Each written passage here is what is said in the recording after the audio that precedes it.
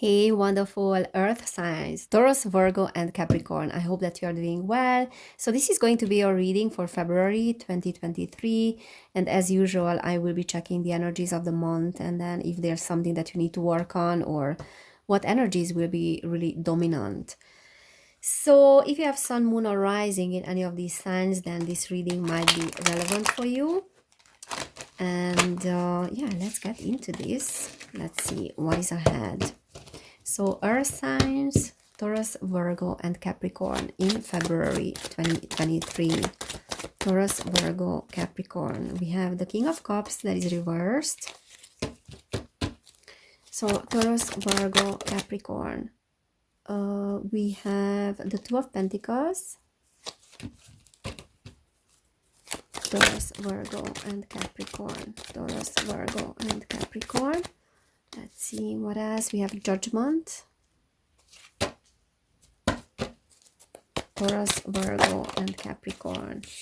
All right, we have the Knight of Swords, and then we have the Five of Swords reversed. Yeah.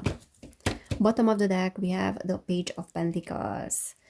All right, Earth signs. So what I'm feeling here is like there's some working towards your finances or something, and some of you might have started something not long time ago, because the Page of Pentacles is talking about laying down the foundations of a future success, a future endeavor, a business, I don't know, like a plan related to something new.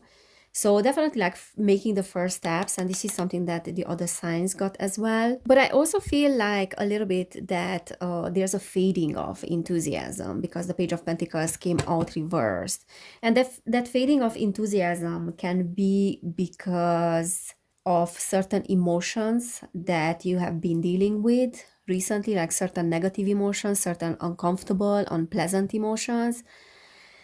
And you have been putting work into something, but it was quite like overwhelming for you. And I'm saying that because we also have the Two of Pentacles there. So like you are handling multiple choices, and that's very much like an earth sign thing, you know. You guys, you like to work hard, you like things to be in a certain way, you are super grounded, and you're able to juggle multiple situations, so you can do multitasking. However, that reached a point, I feel like, which was a little bit like overwhelming, or it brought up certain negative emotions as well, and maybe conflicts with other people in the past as well. So let's say that you're working super hard on something and you are neglecting your partner, or you are starting to neglect your friends, or you are projecting certain things that you don't want to deal with onto your work, in a sense, because we all do that. Or I want to distract myself, so I would rather look at or put a lot of energy into my work instead of looking at those uncomfortable, emotions. So what you are being asked here to do, you are having actually a lot of help, because we do have these fairy-like beings here. Look. And then the King of Pentacles is having those fairies there as well. So I feel like you are having a lot of help that is available from the spirit world as well. But you're also having help that is available from others, because she is doing what she's doing there, but those women are having her back. So those women are helping her. So this card is actually representing the wisdom of a woman, not necessarily being a woman, like you can be a male as well, but there's this wisdom, this ancestral wisdom. There are almost like 3 generations there, and there's this ancestral wisdom that is within you and that is assisting with your process. I feel like you have been on a journey of self-discovery and then also spiritual awakening, because with the Judgment, there's a wake-up call, there's an inner calling for changing your life, really, and also like an awakening to the truth, awakening to what you are. So if you have not started this spiritual process, but I believe if you're watching this video, that has already started. And many people don't want to admit that to themselves. But if you are watching tarot readings and tarot videos, you are already on this self-discovery process, like seeing the unseen, trying to find out what is behind our physical world, in a sense, or what is that unseen world. I feel like very much this will be the case with you in February. So you're taking that curiosity and that courage, in that sense, that spiritual curiosity, to the next level. Because look at that, there are some spirits there from the spirit world that might not be visible for anyone, but they will start to become visible for you more and more. So February is a great breakthrough in that sense. Maybe many of you will take your psychic abilities to the next level. However, what you're being asked here to do is not to use spirituality as a distraction from reality, because there are certain very unpleasant emotions here with the King of Cups reversed, some negative emotions that need to be processed. And I think we all have experienced that. This New Age movement can serve as an escapism sometimes, like escaping from reality, trying to find God because we are unable to handle certain things in our lives. So this is what this reading is asking you, in a sense, to do. Like, do not bypass anything, do not bypass those emotions, but look at those emotions. And when you truly are able to process those emotions, and you're truly able to look at reality as it is and to accept reality, that will be the path towards enlightenment. So I feel like there's a shadow work, and then the progress can come in very fast, actually. Knight of Swords can come in fast and furious. You know, that breakthrough in your spiritual process. Now I see reality. Now I see where I have been bypassing things, where I have been distracting myself because I was unable to see reality, where I have not seen the truth and the reality of my relationships with other people, with my partner, with my children, with myself, you know, the relationship with yourself as well. Okay, so I feel like there's no more spiritual bypassing, but it's more like accepting reality. And then that is the end of that inner conflict as well. So it's this is the start of the end of the inner conflict. Also, I feel like what's happening here is like gaining mastery over your spirituality, gaining mastery over some competitive impulses or conflicting impulses within you. Like, I know now how to handle those things, how to handle my emotions. Okay, so you will start processing those things, and I feel like you will gain some mastery over what to do and this whole spiritual journey.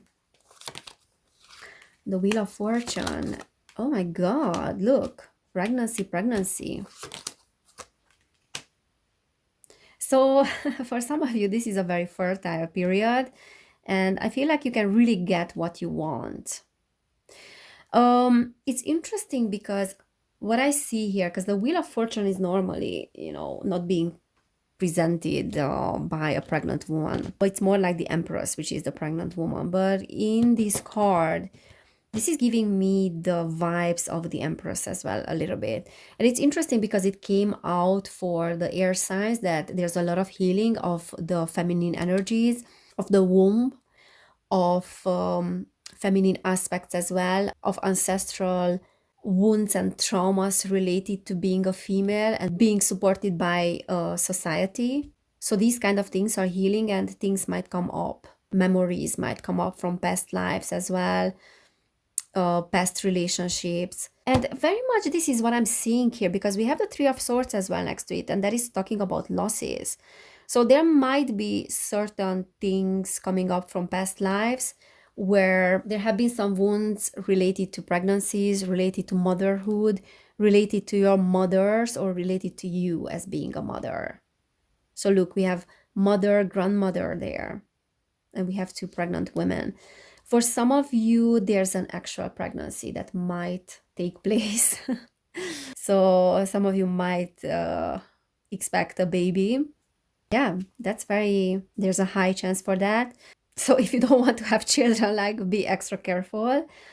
The Three of Swords, again, like it's a loss, it's a heartbreak, and that's why I'm thinking that there might be certain things from the past that might come up related to the feminine womb, and like healing. There's healing of that aspect as well. Nine of Wands.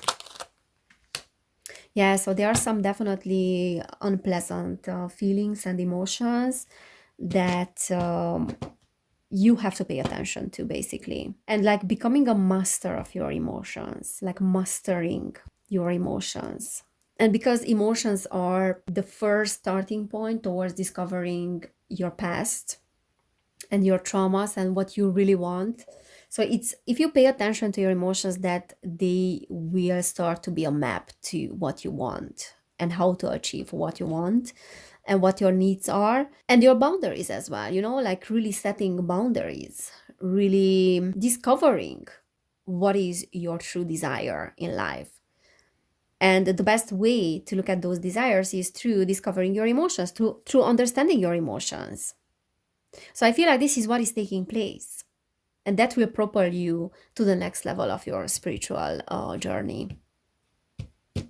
With the Nine of Wands, I feel like there's a lot of learning and understanding about what your boundaries are, as I said. And you will understand that your emotions are a map to your boundaries, as I said, a map to your limit as well.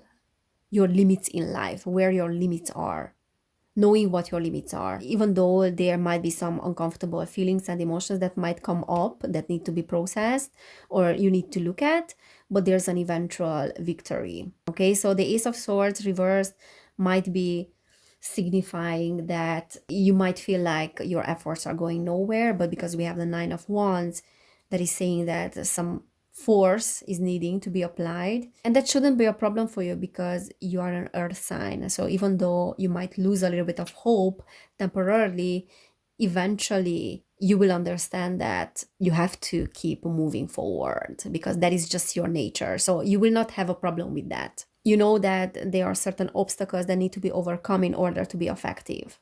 You are having it by default, you know, that effectiveness, that steady progress in a sense.